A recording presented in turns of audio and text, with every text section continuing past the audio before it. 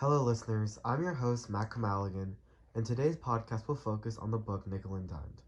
I will try to answer the question of how America's economic system keeps the poor trapped in poverty. Before that, I'll be discussing Barbara Einrich's book that dives deep into the psyche of impoverished Americans. Barbara Einrich, author of Nickel and Dimed, attempts to disprove the widely believed notion that the poor are lazy, or to put it bluntly, deserve to be poor. Einrich puts herself in the shoes of a poor person, cutting herself off from the upper middle class lifestyle she's always known. She gives herself $1,000 of savings to work with, moves herself into a new city, and does her best to make do, in the process giving her the most accurate and unbiased view of the poor as she is one now. Her first destination is Florida. The cities and names of everything and everyone she encounters changed as to protect privacy. She begins by working a waitressing job at a less than elegant diner. Einrich is shocked to learn that her entire livelihood is reliant on tips, earning less than minimum wage. She quickly learns that her one job waitressing isn't going to be enough to make ends meet and gets a second job waitressing. Every other state she lives in is about the same: jobs that don't pay enough and housing that asks for too much. Einrich in her experiment also learns firsthand the plight of the poor. George, the exchange student who works the minimum wage job to try and help pay for his overpriced college. Anna, the maid who works on a broken ankle because she is the sole income earner in her extended family, and a multitude of others. All come with similar stories. People forced into inescapable situations, some due to personal situations, but more so by the U.S. economic system. And with the summary of the book over, we finally dive deep into how the U.S. keeps its poor in poverty. First is disproving the notion that the poor are poorer because of their own decisions. Nickel and Dime does well in this, showing how the poor work harder than the general American populace gives them credit for. One of the biggest issues for people in poverty is the cost of housing increasing per year. Bloomberg.com's article titled "Americans Burdened by Increasing Housing Costs, Slow Wage Gains" reveals that the cost of a house in San Jose, California is increasing in price at $500 more each and every month. Home prices in America are rising faster than wages in America by at least 8%. It's a battle those in poverty can't win. Minimum wage hasn't changed since 2009, only adding to the issue. Nickel and Dime reveals this as Einrich asks her coworkers their living situation and is told less than ideal answers. One of her coworkers lives in a trailer home with her ex-boyfriend, as she is unable to afford a living situation that doesn't include a former lover. Even going homeless isn't a viable option for the poor. In USNews.com's article titled "Will Fines and Jail Time Fix the Homeless Crisis?"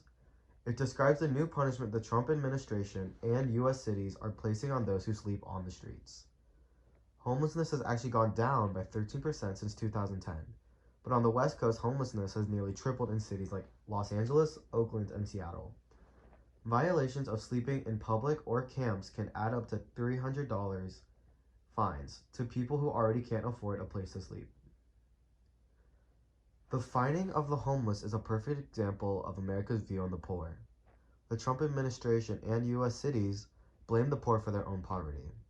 The article shows that the main reason for homelessness is the rising cost of housing and the lack of available housing for the poor.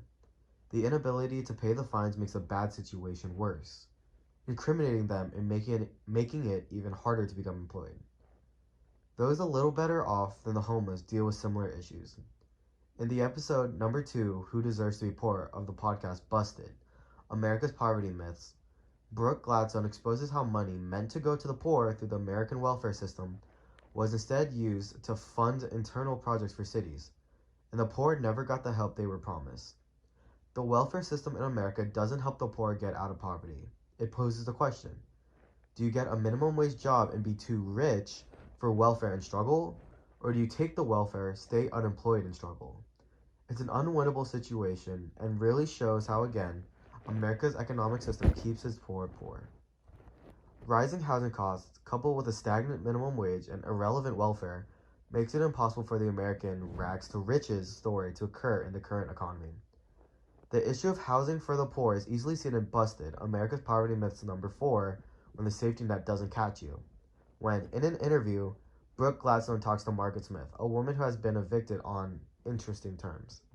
A snippet of their interview goes, Margaret Smith: "My name is Margaret Smith. And I have 6 children, 5 boys and 1 girl. The reason I ended up in the shelter is because my son was shot outside of our house. How old is he? He's 17. He knew the girl. He used to date her and didn't want to be with her anymore. She came with some guys and they shot my son 6 times. He's like, Mom, help me. I feel like I'm about to die. I say you're not going to die on me today. All the kids was sitting there. They were watching. I'm seeing this blood gush out of his neck, so I grabbed a blanket, put it around his neck, put a knot in it. I told my 15-year-old daughter, I said, I need you to put your hand right here and apply pressure to his neck. My 11-year-old went to get a pillow off the couch to elevate his head. He says, Sissy, keep talking to me, talk to me, talk to me. The ambulance finally got there. As he's in ICU fighting for his life, I go home 3 days later. I go to the landlord to pay the rent, and she tells me, did you get the eviction notice? I say, what eviction notice? She said, well, you had a 3-day eviction notice. So I called the attorney that was over at the property. What I did was made a mutual decision to leave in 3 to 5 days, but I let him know that I can't leave in 3 because I'm still at the hospital. Brooke Gladstone. You had violated your agreement in their view because you had committed a crime. It wasn't for lack of payment, it was because Margaret Smith. A crime was committed on the property, but it wasn't the people that lived in the property that committed the crime. He was a victim. So I ended up in a shelter. I lost my job. I worked as a customer rep for Southern Connecticut Gas, the gas company. They couldn't hold my position. They had me go through ATNA to see if they would get it approved on a disability. They denied it, so they couldn't hold my position for the 4 weeks I needed to take care of my son, so they terminated me. So not only did I lose my place, I lost my job and I ended up in a shelter. And not only that, all my kids are spread out in different places. My son is still healing. So he still has nurses, physical therapy, and it's just breaking my heart that I can't be with my kids. This interview depicts the backwardness of housing in America. Margaret Smith and her family were punished for a crime that they were the victim in. Their eviction was mainly because greed, as the owner of the apartment gave Margaret no notice or leniency even with the severity of her problem. Another issue with poverty is that it doesn't affect every demographic equally. Where you're from and what class you're born in is the biggest determiner in how your life goes. Poverty affects minorities at a much more substantial rate than it does Caucasians. Islanders, Hispanics, American Indian, and African Americans average somewhere from $17,000 to $30,000 or less in a year. It's the sad truth of the situation that even just your skin color has a major effect on your chances of making a fair living. The book focuses on the plight of the poor, but solutions to these economic issues can be seen in subtler ways. Heinrich attempts to apply for welfare but gets turned down for being too rich, and yet can barely make ends meet. In Busted, America's Poverty Myths number 3, Rags to Riches, Gladstone reveals that there's a need for a revamped, reformed welfare system in order to help those in poverty.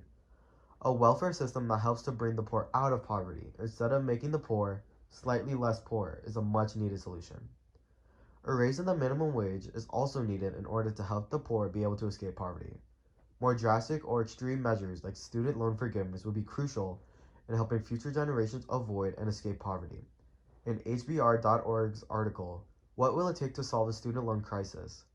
It puts the student loan debt at $1.6 trillion, and repayment schedules span decades, putting millions of Americans in what feels like an inescapable hole. Student loan forgiveness and even lowering the tuitions of schools not only gives young adults less debt as they start their working careers, it makes college more accessible for the lower class, breaking the cycle of hereditary poverty that has plagued America for decades. A higher minimum wage, effective welfare, and lowering of college tuitions, and therefore student loans, are all the ways to effectively end America's trapping of the poor in poverty. But these fixes come with large obstacles. These decisions would be made by the 1%, those affluent enough to afford Senate/House of Representative runs or chancellors of colleges, both groups not seeing any benefit in these changes. Helping the poor wouldn't line their pockets and would actually cause a decrease in profits for bigger corporations and those who benefit from rampant capitalism. Fixing the dilemma of the poor wouldn't be a small change. It would be a paradigm shift in American economics and society as it is now. Change would be drastic and wouldn't benefit everyone, but for the 43.1 million Americans in poverty and the 100 million Americans nearing it, change would mean a brighter future and the prospect of a comfortable living.